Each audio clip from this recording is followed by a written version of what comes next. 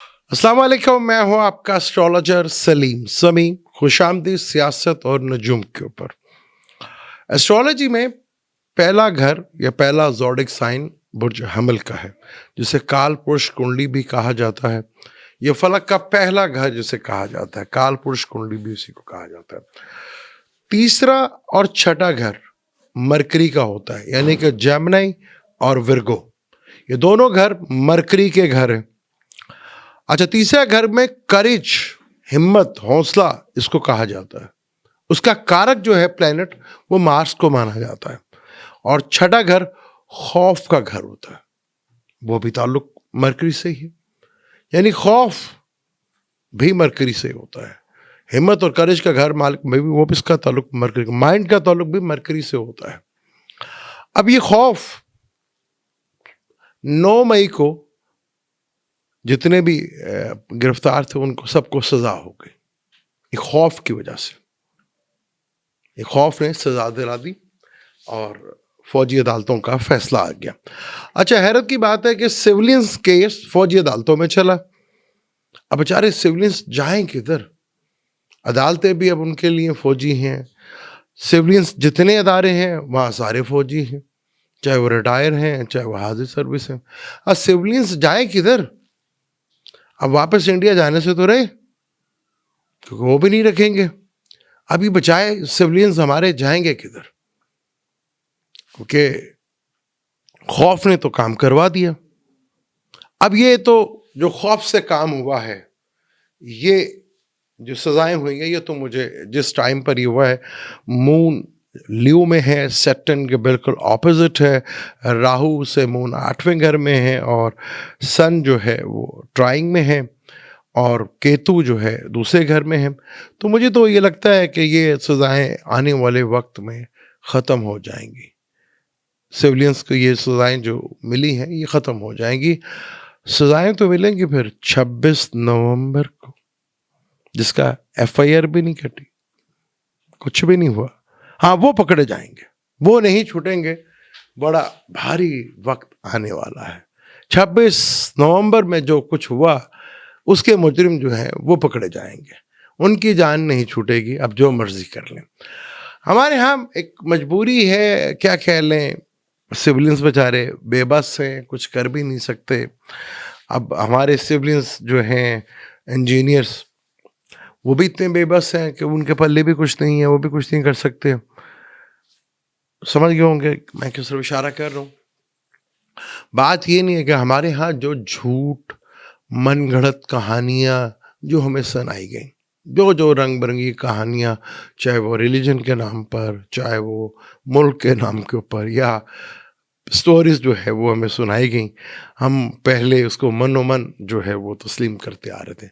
लेकिन एकदम अचानक आंखें खुलती हैं तो देखते हैं कि फौज हमारी जो है जंग तो कर नहीं रही, बिजनेस बड़े दबा के कर रही, और दबा के बिजनेस हो रहे।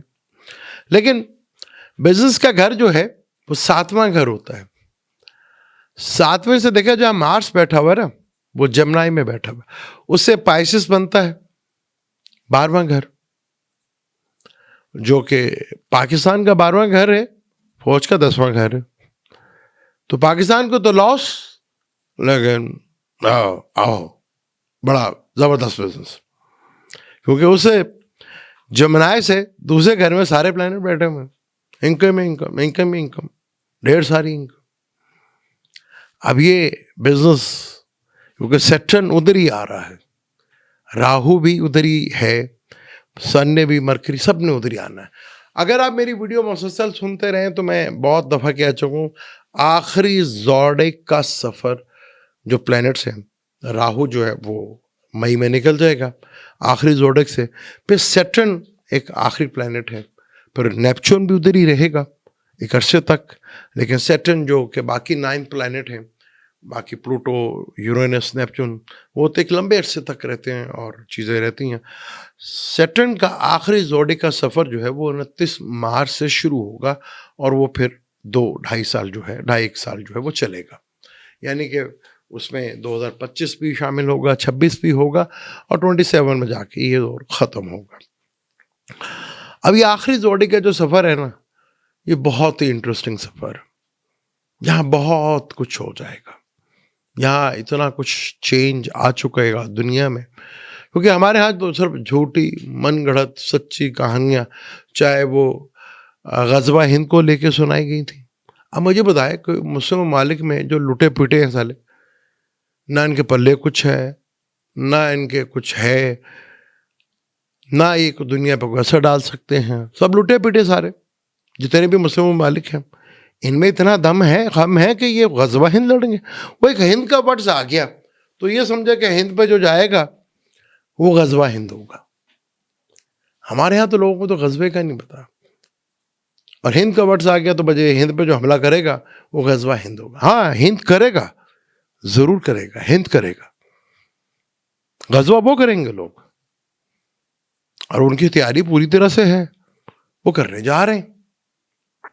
یہ جو لٹے پٹے گھسے پٹے مسلم ممالک اپنے یہاں پہ جتنے بھی ہیں، ان کے پلے کیا؟ یہ تو صرف دعوے، جھوٹی من گڑت کہانیاں کہ جی وہ یوں اس طرح ہوگا، ہم یوں نکلیں گے، وہ گھوڑے نکلیں گے، وہاں سے یوں ہوگا، فلاں ہوگا. کچھ بھی نہیں ہوگا، سب کہانی.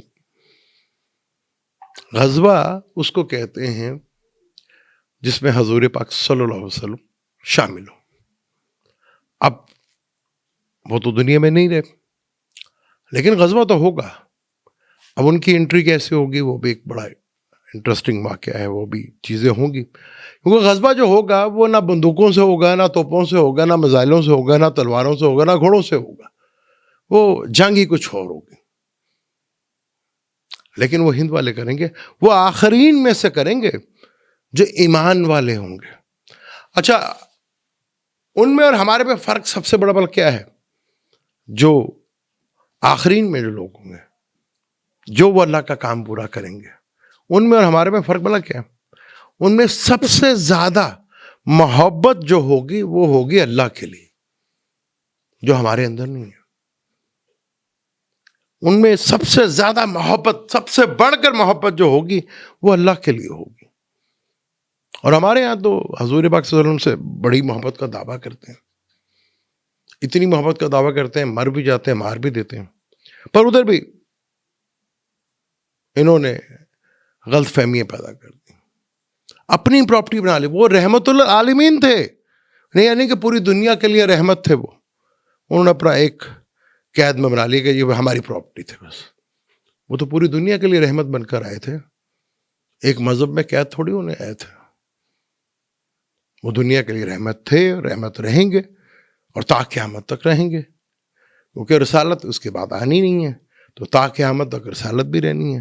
پھر یہ تو نہیں ہوں گے نا جو اپنے آپ کو مسلم کے لٹے پٹے، جو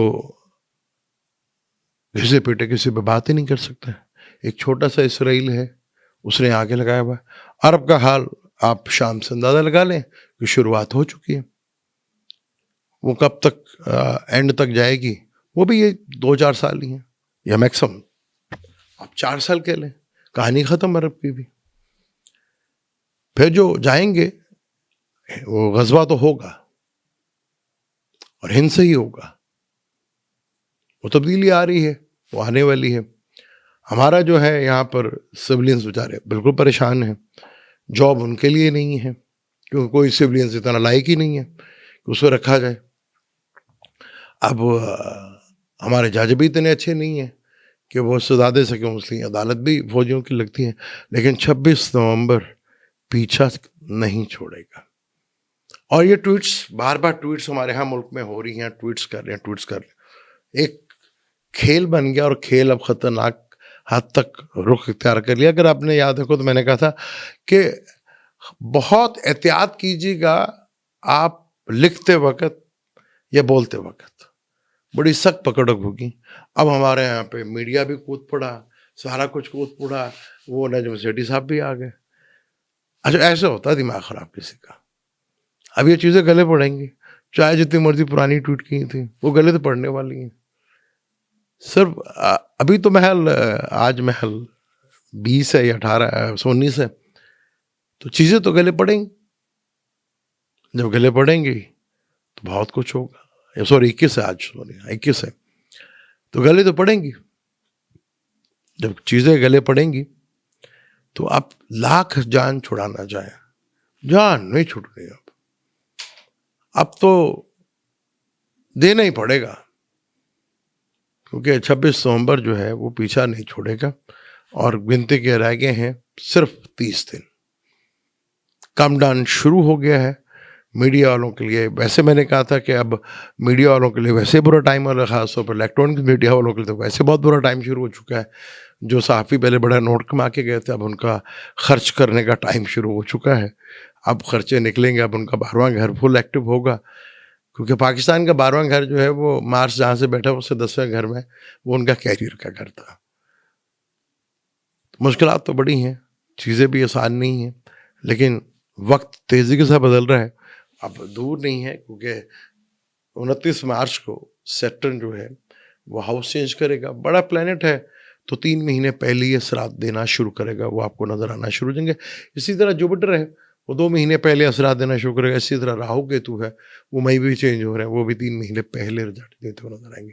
تو بہت ساروں کے لیے مشکل گھڑی کا وقت شروع ہو چکا ہے. مجھے دیں اجازت, انشاءاللہ ملتے ہیں اگلی ویڈیو پہ. اللہ حافظ.